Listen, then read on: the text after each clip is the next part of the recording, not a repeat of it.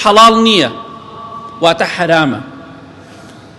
تۆ شتێک لە کەسێک بکڕی، دەچی لەگەڵ دوکاندارێکە مەعمەلەیەک دەکەی،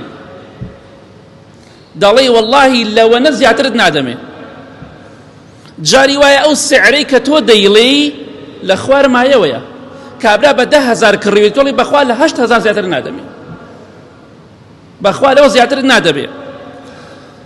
بۆیە ئاگاداریم خاڵە بن، ئینسانی مسلمان نابێ خەڵکی ئیحراج بکە، زەرەر بە خەڵکی بگەێنێ، یەکسەر سوێنەکەی پیاکێشێ بۆ ئەوەی کابرا شەرمەزار بێ و لە ڕوودا بمێنێ. خۆشەویستی خوا صلی الله عليه وسلم لە حەدیثێکی صحیح جامع الصغیرە دەفەرمێ: لا يحل مال امرئ مسلم إلا بطيب نفس منه. ماڵی مسلمان حەڵاڵ نییە واتە حرامە ئیلا مەگەر کاتێک لە دڵی دەرچێ. خاوەندوکان لە دڵی دەرناچێت چونکە ئەو زیاتری پێداوە.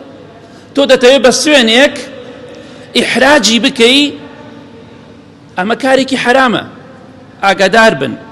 چونکە خۆشەویستی خوا فەرمی صلی الله عليه وسلم ئەگەر لە دڵی دەرنەچێ پێی خۆش نەبێ حەڵاڵ نییە کەواتە حرامە.